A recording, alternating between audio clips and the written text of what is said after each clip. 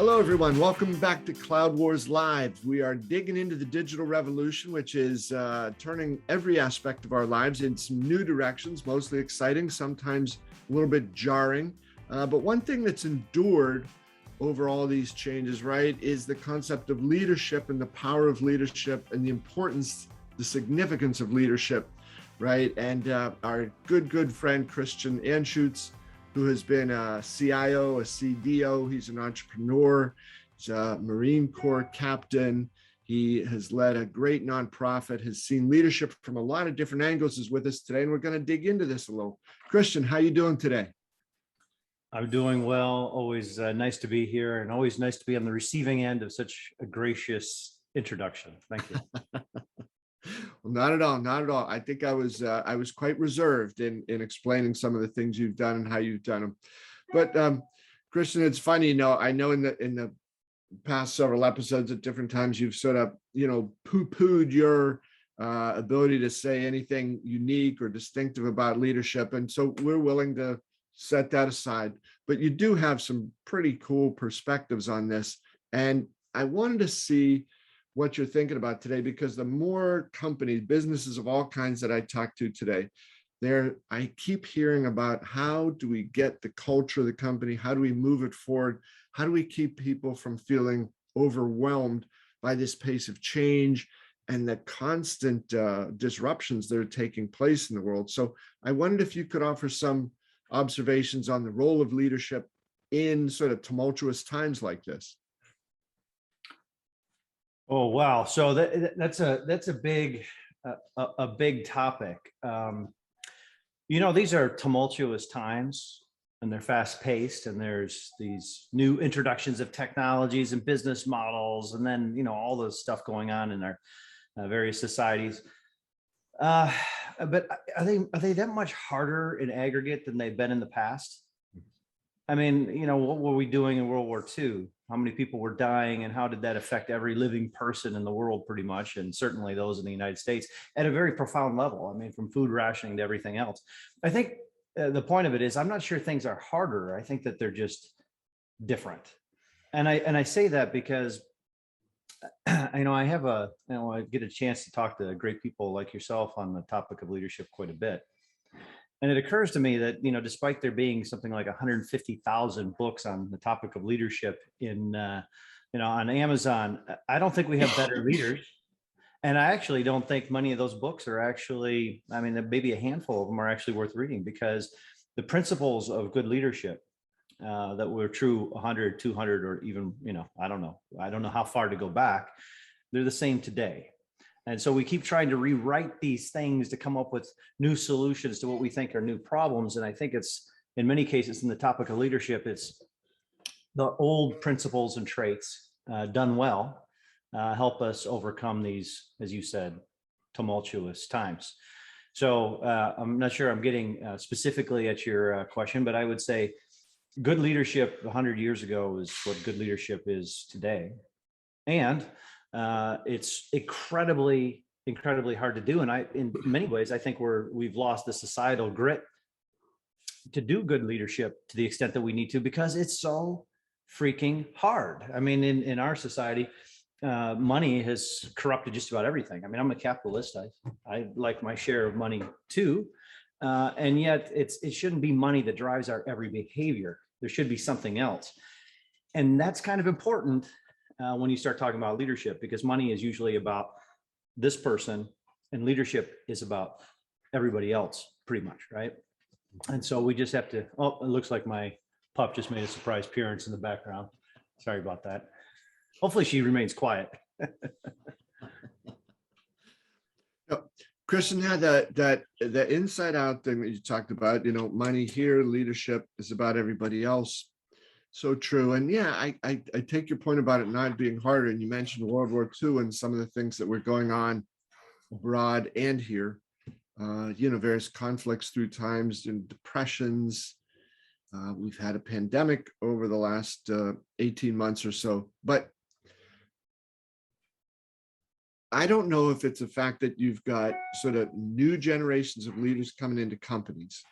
and they haven't experienced something like this before, right? So your universal truths are there, but for people who haven't lived through some of those types of extreme challenges, maybe what's gone on over the last couple of years is entirely new to them.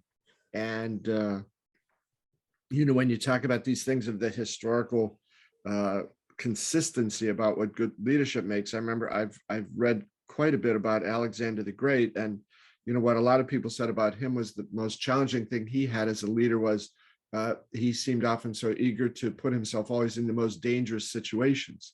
So does a leader have a responsibility at some point to always take that most challenging job, to show everybody, I'm not asking you to do anything that I'm not willing to do myself here. And then the cultural aspects of it, right? Companies have had to change their business models, change how they work with customers, change their technology, change their org structure, on and on, while they're onboarding new people, often without ever having met that individual in a face-to-face situation. So there could be some folks taking a crack at this really at a high level for the first time. So among those universal truths that you've got there, how would you advise people today moving into either mid-level or high-level positions in companies where they haven't had to lead through these sort of tumultuous situations in the past? Wow, there's so much there. Well, first and foremost, we really need to ask ourselves, do we have leadership positions that we've gotten because it's sort of the natural progression of our careers? Or have we earned those leadership positions through training and discipline, et cetera? All too often, I think what we have is we have people ascend based on a technical ability. And let's ask ourselves, and let's be honest, let's be really honest, how many people in management and above in corporate environments have been formally trained in leadership? And by the way, because it's not a skill that you just have and then you have it mastered and then that's it. You are constantly great at it. No, it's like any other skill. It's perishable. So you have to constantly invest in yourself. You have to constantly develop yourself, and organizations have to develop their leaders. So, I mean, I'm often very critical of what I call corporate America. And that criticism has a lot to do with, like, we say a lot of things, we speak about a lot of different topics, but we don't necessarily follow through particularly well. And caring about our staff is one thing we talk a lot about, but do we develop our staff? Do we invest in our staff? Is that the kind of thing that we actually do? And if we are investing in our staff, we should invest in their ability to lead and teaching them how to lead. And, I think my pup has gone from a quiet background fixture to less quiet. Sorry about that. So first of all, the point is leadership. We need to develop that in ourselves. We need to develop that in our teams, and we have to do it very, very deliberately. When you learn leadership, there's a fundamental principles that are at play here, and sometimes they're in conflict. So one of the most important things we can do as leaders is to lead by example. So, I mean, we see this with our politicians all the time. It's, don't do as I say, don't do as I do as I say. Congress has a whole set of different rules than perhaps you and I have. And that is an example of systemically poor leadership. So leading by example is one of the reasons why leadership is so hard. You have to walk the talk. And you have to do it all the time. And what makes leadership even more difficult is that you often fail, because we're humans. We make mistakes and we fail to live up to these standards. And you have to have the courage and the ability to be introspective and look at it and go, I failed. I need to do better. And this is how I can do better. And just admit it and move on. But then that's a counter balance to the question you were asking. Leadership by example would suggest that, oh, well, if I'm going to lead, I have to be the first one. I have to be on point all the time. Now let's just go back to a military context. If you're on a patrol, the last thing you do is you put your leader in the front of the patrol, because then how do you sort of command and control? And to organizations, it's often very similar. Leaders can't always do all the work that the rest of the organization needs to do. They can't always position themselves out in front. They need to position themselves to the greatest extent that their presence and their ability force multiplies the unit, the group of people that they're a part of. and to lead by example through all the characteristics and traits to the greatest extent possible, without jeopardizing the totality of the organization, because again, that platoon commander or that sergeant puts themselves on point when they need someone else sort of sensing the battlefield, or in this case, sensing the market. So it's a bit of a long answer. There was a lot to unpack in what you asked. I hope I kind of get to it. Yeah, well, I will admit it was like a 2-hour or 3 beer question. No doubt about that. And for 8 o'clock in the morning, not so easy. But Kristen, let me pick up on a couple of the things you said there. One about the training, right? A guy I've known for a long time. He was the co-founder of Workday, Neil Bushry. And recently, Neil, who had been the CEO for several years, the sole CEO when the one co-founder left, and then he recently appointed a co-CEO. And I was talking to Neil about that afterward. And one of the things he said, well, this guy, he said he earned it, he deserved it, and he's going to do a fantastic job as the co-CEO. The other thing Neil said was that I was never trained to run a multi-billion-dollar company. He said I had a pretty good head for business. Knew a lot about software, and he said I built software, but he said I never had training how to run a company this big, that's global and all that. And he said, so if I focus on the things I can be really good at and be a good leader there, and then Chano, the other the new co-CEO with Neil, is able then to lead in the areas where he's so good, we can have 2 people doing this. So I think that point about the training for it, and Christian, does this need to be a formal sort of training, or does on-the-job training substitute in there in some way? Well, so I'm going to go on a little bit of a tangent, and I'm very likely to piss off some of your listeners, especially the more senior ones. Look, this idea of this co-CEO saying, I've never run this kind of company. Okay, this is what we do in our organizations, is we look for technical skills. Have you managed this kind of business, this volume of business in this industry, et cetera? And when you have that, then you say, oh, then that's the right person. We don't spend enough time on making sure that, especially for that role, that they are good, qualified, high character, high quality leaders. We don't do that. And here's the controversial and provocative thing I'm about to say. Most of our corporations are run by terrible leaders. They have the technical background, but just look at our firms. Look at how tone deaf they are. They still have parking places with people's names on them and things like that. I mean, the private jets. I mean, what is the salary gap between CEOs and the next level? Go look it up on Google. It's shocking. I mean, how do boards and CEOs kind of live with themselves and say that I'm a good leader when they set themselves, even from a compensation perspective, so far above and apart from the rest of their organization? They don't get it. They don't fundamentally get society. The more value you create, the more compensation you get. However, who's creating that value? I would suggest it's the totality of the people in the organization creating the value, not just the CEO. Now, I'm not going in some sort of political direction. I'm a capitalist, but your leaders need to be formally trained in leaders, and they need to be selected based on their leadership ability, not on their technical skills. I mean, here's another provocative thing. Okay, so these executive search firms, right? What do? They go from Rolodex to Rolodex. Well, I got to put someone in automotive, so I got to everybody I know that's in automotive. Again, it's an evaluation based on technical skill, not on leadership merit. And we're talking about executive recruiters. So typically in charge of people, not always, but typically in charge of people. And there's no qualifications to say, well, this is a great leader. They look at other things, and it's really unfortunate, because I think our organizations don't be fooled by the stock market, folks. The stock market is a complete fiction on its own. It's not the CEOs that are propelling their companies to doubling the cash flows, which should double their stock price. No, the stock prices are doubling because of other forces. And the reality is these companies are generally fairly poorly led. And I'll give you an example of this.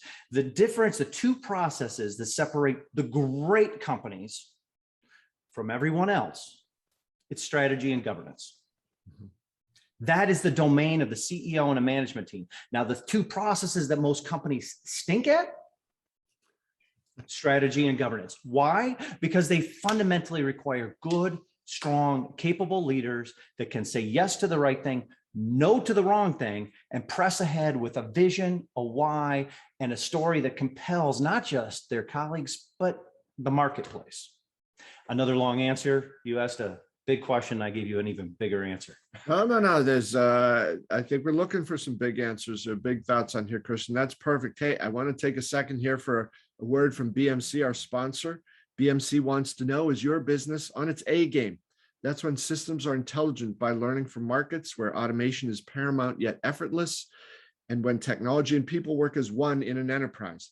The A game is your business at its absolute best. BMC calls this the autonomous digital enterprise. Find out more at bmc.com/A game.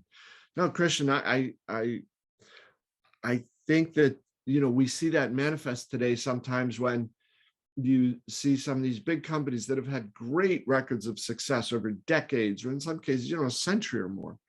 And they hit a point now, like people say, well, whatever happened to blank and blank? Well, I think it's because some of the people there who were supposed to lead, instead, they tried to just simply manage their way through times of change, which is, okay, we need to cut costs. Okay, we need to, we need to lower our prices. Okay, we need to create products more quickly, but they don't know what products they're thinking.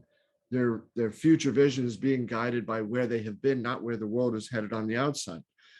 I hear it too, Christian, sometimes, every company will say, it's almost like, you pull a little trigger and they say, oh, we're all about the customer. We're all about the employee. But then when you talk to them about it, they're not. It is something where they're trained to say certain things. They're not trained to look at the world differently. They're not trained to necessarily stand up in front of the organization and say, we are headed off a cliff here, folks, unless we make some big changes. Here's where the world's going. Here's where we're going to go with it. Here's how we're all going to work along with it. Here's how I'm going to respond to this. And here's what we as an organization need to do. So I think there's going to be a lot less of those kind of like head in the sand leaders coming up, because their companies are going to get blown apart. And the people who are going to arise up underneath them are going to have a very different view of the world. I hope, I believe. And that's why I wanted to dig into this a little bit with you, how to arm some of that almost like next generation of leaders to be able to learn from the history, understand the role that the history plays in what's unfolding, but to be more focused on the world outside. As you said, leadership is not about the leader, it's about everybody else. Yeah, and it's about, for organizations, it's about the leader, and it's also about the framework. The framework then shapes the culture. So again, strategy and governance, the two processes that separate the great from everyone else. Folks, if you have a strategy and it does not include your workforce, specifically, the culture, the attitude, the behaviors, not the placards that the typical HR department puts on the walls, which are meaningless and senseless, right? A waste of print dollars for sure. If you don't actually build those accountability frameworks, then you really don't have a resilient culture in the first place. In fact, most firms have what is called a fixed culture or a status quo culture. These are Christian terms, not some academic term. Firms just get addicted to the thing that they do. We've talked about this. They get this crack addiction to their current business model, and it's very, very difficult for them to change with these changing times, and change with, more importantly, their changing markets. And if they do not have the capability and the good leadership at the top that drives something outside of the norm in this case being their current revenue streams and business models, if they don't have a sensing capability, if they're not strong in saying, yes, the core is important and it will propel our new ventures, but you have to do both, explore new opportunities and preserve and protect the core. If you don't have good leaders that do that, then you have what we see in the Fortune 500. I mean, we have the highest churn rate in the Fortune 500 in the history of the list. In at the current pace, 18 years, half the Fortune 500 at the current pace, well, we all know the pace is increasing, half the Fortune 500 will be replaced by other companies. And, is this because of leadership? Yeah, it's a big part of it. But let's go back. We've talked about this in the past. It's so easy to just skip this topic. altogether, because leadership, what is it? How do you measure it? A good CEO, how does their leadership affect things when, they're only going to be there, what, on average, I think in the United States is a 3-year tenure. And then they only really get promoted or excuse me, rewarded, recognized if they make, the numbers quarter to quarter. They don't get, fired. One was a CEO fired for having an unambitious, vision for the future. I don't know that happens. And so you get all these, you get what you pay for, which is a bunch of short-termitis, which lends itself to a culture that is just living for tomorrow, not realizing that it also has to eat next year. Right. And leaders that don't really care about building a legacy of future, a legacy where, future leaders of that organization, future colleagues from that organization have a workplace in which to thrive and be successful for their customers that they want to thrive and make successful. I feel like I'm on a soapbox now, but this topic is near and dear to my heart. And if we're really honest with ourselves, Bob, if we're really honest, we know it's very easy to see how poor, in general, the leadership examples are around us. It's very, very easy to see how poor our leadership examples are, and it's candidly, it's sad. Our companies, our communities, our colleagues, and our country, they deserve better leaders, and we're not promoting them. We're not recognizing them. We're not doing something right, because they're not that good. Well, Kristen, I don't think it's a soapbox at all. I think this is exactly why, we're so delighted to have you on here as a monthly guest, because you get this stuff and you're not afraid to talk about the things that really matter. I wanted to come back to your Fortune 500 and the churn. What is it? How quickly those companies are turning. So, again, if I look at history and say, well, the solution to that is call it the Fortune 1000, then there won't be as much churn. Well, that would work. But along that numbers sort of thing, Chris, I want to ask you one other sort of big, broad question.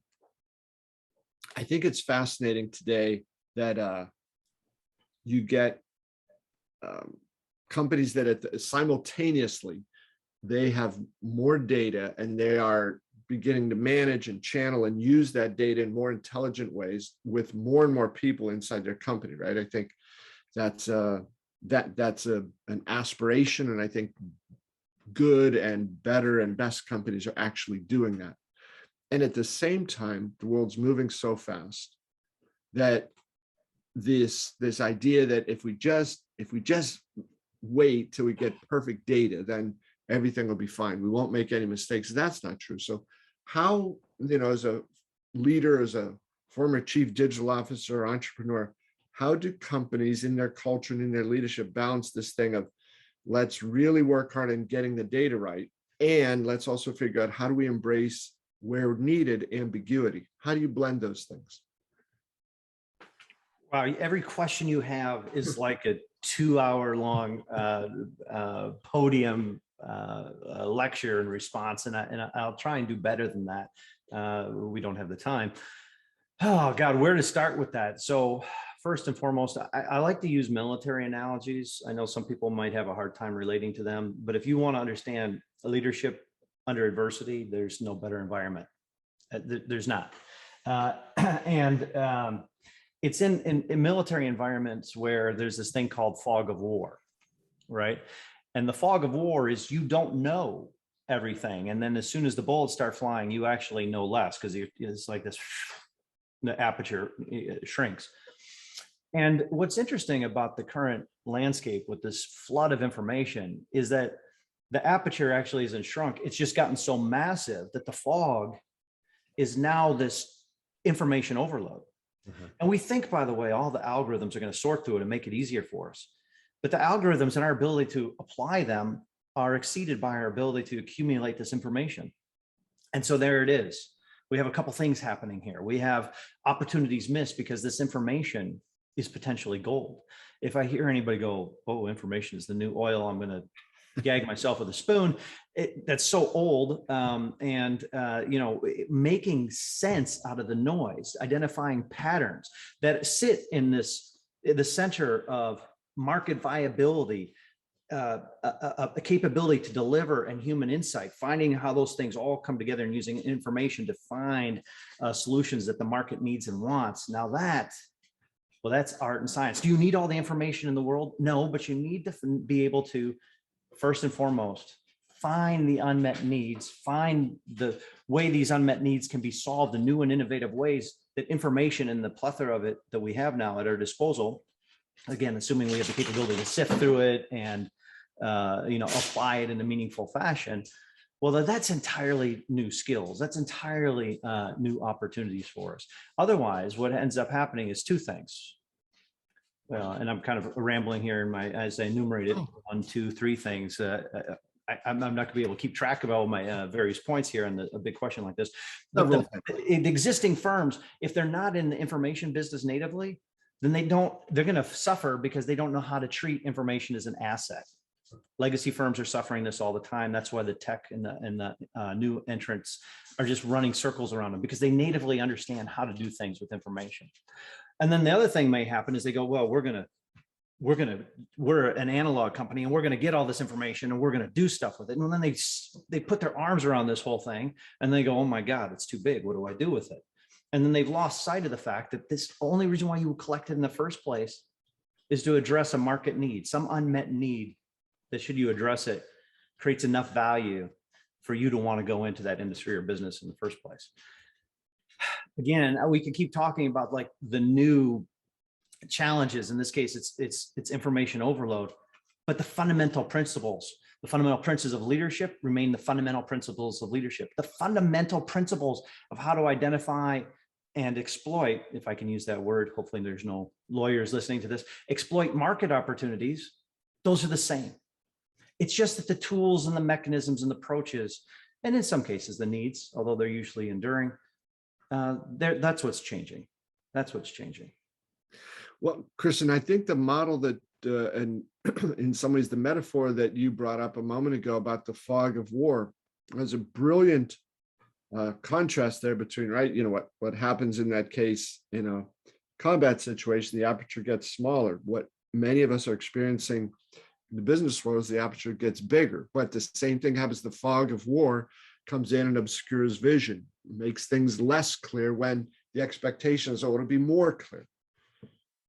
And what spells the difference in so many cases between being successful on the battlefield, where there's the fog of war, or being successful in business, where there's the fog associated with too much information, too much change, too much, too many forces in the market? Comes back to the topic. It's leadership. Yeah. That's what will spell the difference. And I'm not talking about leadership on high. I'm talking about pervasive leadership, where everybody that knows a role, has a role, could be particularly well. They have pervasive leadership. It doesn't matter if you're PFC or you're a general. You know how to lead and you know when to lead. Because when the fog of war hits, you can't just be relying on that one person at the top. You need to rely on your organization. And so I go back to that topic. How many of our organizations have great leaders at their helms that are investing significantly in their workforce to develop and enhance the leadership skills of their organization? I would say probably less than 5% of our firms. And it's such a tragedy. It's just such a wasted, lost opportunity. So easy to do, and yet so overlooked. Yeah, and then Christian, it would be interesting, right? And if we each had, 2 more lifetimes, we could go into explore the training budgets that companies have, and what are those training dollars being spent on. I'm sure to some degree or another, there's some value in a lot of them, but I wonder how many of those are focused on, what you just described there. Is it so if there's 50% of companies have an adequate training budget, and I think I'm being generous of 50%, then of those, how many of them focus on training for leaders? And then of those, how many focus on trying to do it in the way you've described here? I think it'd be a pretty tiny number. Oh, you want me to get really provocative? Sure. By the way, if anybody doesn't like what is being said here, don't blame it on Cloud Wars or Bob Evans. It's this guy's opinion. All right. So look, hey, these firms, they all have training budgets. And you know how you know that?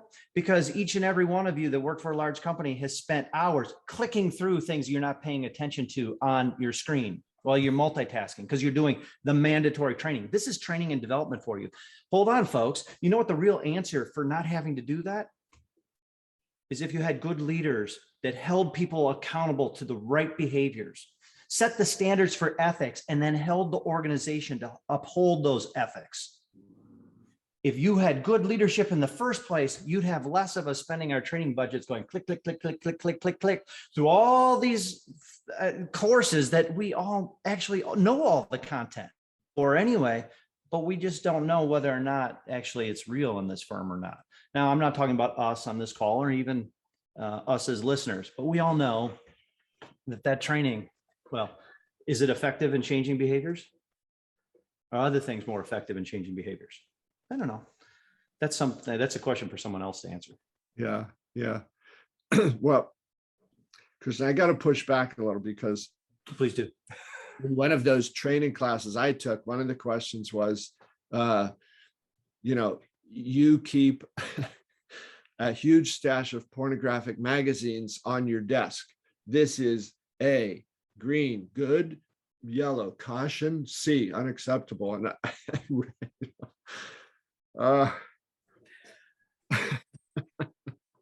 Just folks, you all know what Bob's talking about here. We should be all insulted by this because do we need that training? Do we really need to know that?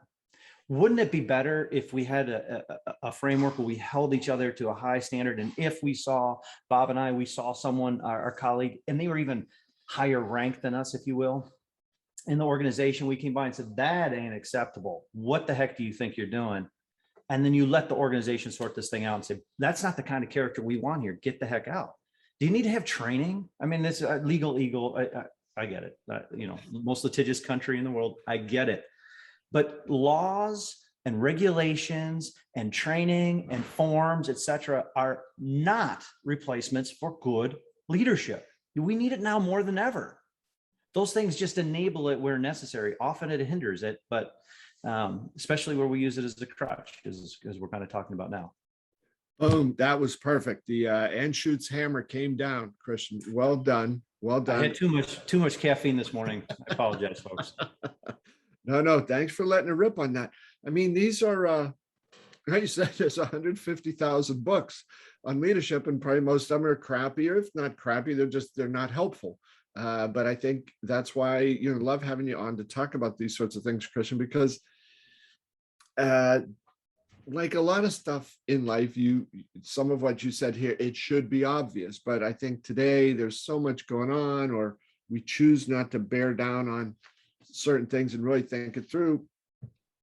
It's often not truly obvious until somebody else points it out. So I thank you for that. And it's one of the reasons why it is always a treat to have you on to hear you talk about things. And I think your pooch here was taking cues from, right? Nonverbal cues. You knew, all right, the big guy's talking about something important. I can rattle around a little, but not too much. I don't want to draw the attention away. Oh, she was distracting though. I was sitting there. I'm like, oh boy, we're recording this. And I don't know if you noticed, I'm like moving my hands because she's running around.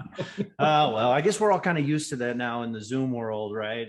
So at least Absolutely. I'm not on the BBC having an incident in the background or something like that. No, Christian, I had a friend of mine told me that his 12-year-old daughter, when everybody was she was doing school from home. They live in New York City, and their phys ed class, their teacher was saying, hey, look, we got to improvise a little. You want to do workouts even at home? Said, here, I got a 5-pound bag of cat litter. Was lifting the 5-pound bag of cat litter, trying to encourage people, take what's around you. So cat litter, dogs, I think they become part of the ongoing conversations, and that's okay. Yeah, they do. Hey, as a thought, because I know we're running out of time here, on our next conversation, maybe it would be useful for us and your listeners to go through a leadership trait and principle framework. And we can talk about what in the Marine Corps are the standards that you have to live up to. And I know standards is kind of a weird word these days, right? But the standards which it's a great word. It's a fantastic word. But it's the standards that you have to live up to. And in the exploration of this conversation, we can get to the heart of why leadership is so difficult. Real good leadership is really, really hard, which is why, very candidly, this isn't some sort of false modesty or humility. Every single mistake that could be made, I've made. And what makes it painful is that I'm introspective enough to know it.